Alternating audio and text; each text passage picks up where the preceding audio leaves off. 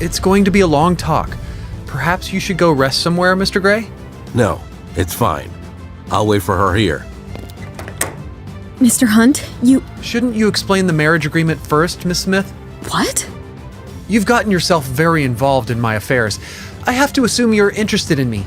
If you want me to give you a chance, I deserve to know what's going on with you too. You made frequent contact with my son when we were in California. After coming to New York, you kept trying to approach me and get involved in my life. You're in love with me, aren't you? Nora presses her lips together and thinks as quickly as she can. She had known Justin to be a narcissist for a long time. He always seemed to think every woman who approached him was secretly in love with him. But today, he seemed different. You're not denying it. So am I right? I suppose so. As soon as Justin hears Nora's response, he immediately sends Lawrence a text to do a background check on Caleb. Okay, so you're in love with me, and I'm willing to give you a chance. I will answer your questions truthfully and tell you everything you want to know. Please, go ahead. Do you know Pete's mother, Mr. Hunt? No, I don't. And why do you hate her so much? On April 7th, 5 years ago, I received a call. The person claimed to be my son's mother. She asked me to prepare $1.5 million for her. If I did as she asked, she would tell me where my son was. And then? Of course, I didn't believe her. Apart from one night that I can't remember anything about, I've never touched any woman. And then? I hung up after that. But then she sent me a set of GPS coordinates and said the child was at that location. She said if I didn't hurry, he was going to suffocate and die. Despite knowing full well that this story worked out in the end, that Pete was safe and sound, Nora still finds herself having difficulty breathing. I happened to be passing through California at the time. I found Pete. He had been buried in the ground shortly after he was born. How was he?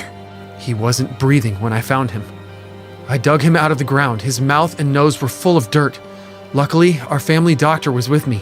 He performed CPR on the baby in time. He had been on the ground for about 20 to 30 minutes.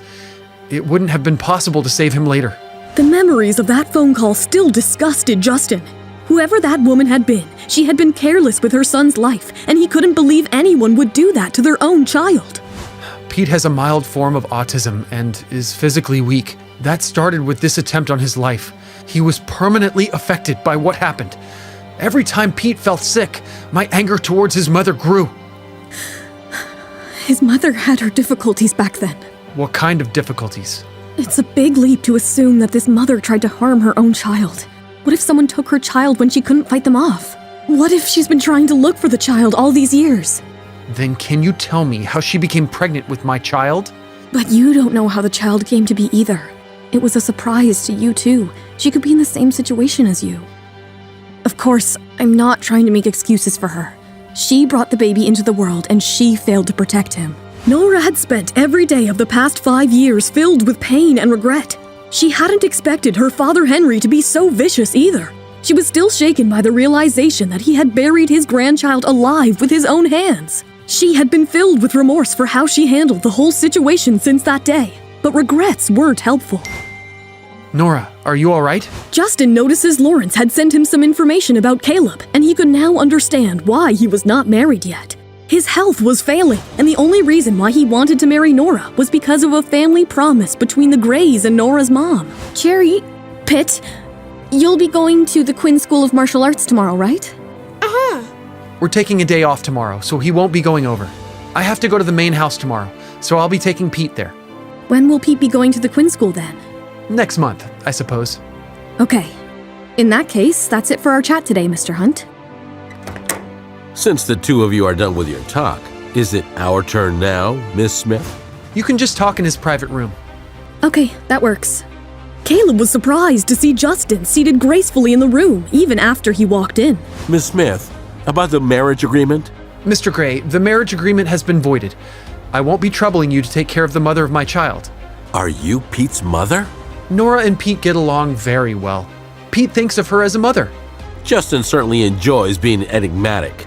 You know, Justin, if I didn't know it any better, I would have thought that Nora's daughter is yours. If Nora and I do get married, I'll definitely treat her daughter as my own. Cherry pursed her lips in contempt, wondering if her dad really meant what he said. What do you think, Nora? I feel the same about Justin and Pete. Besides, my engagement to Anthony was called off a long time ago. All right then. I only wanted to help you out of the situation anyways. Your mother was good friends with our family back then, but I'll let it go. My family was in the wrong first anyway. Let's just say I owe you a favor that I'll repay sometime in the future. It's not anyone's fault. I was the one who got pregnant before Anthony and couldn't get married. Understandably, they didn't want us to get married after that. You didn't know how you became pregnant? It wasn't right to abandon you in those circumstances. You don't have to say anymore, Nora. If there's anything I can do, just let me know. Okay. I'll head off first then. Please wait a moment. Can you rip up the announcement of the engagement? I was going to keep it, but since you asked, I'll just return it to you. Thank you. Cherry, your stream yesterday was so exciting. Did you see the virtual gift I sent you? It's a whole lot, 150,000 credits. It took me a really long time to get that. Me too! I also sent you 15,000 credits. Cherry, I also sent you 150,000 credits. Pete found Mia's voice rather pleasant, but wanted to be far away from the rest of his classmates who circled him. Are you a boy today, Cherry? How did you know that? It's because you're always at the center of lots of kids when you're a girl. But when you're a boy, that's when I can talk to you. Pete decides to remain silent as he was unsure of how to respond. Don't be scared, Cherry. Daddy told me that they're gonna change your dance teacher. Something happened to their family, don't you see?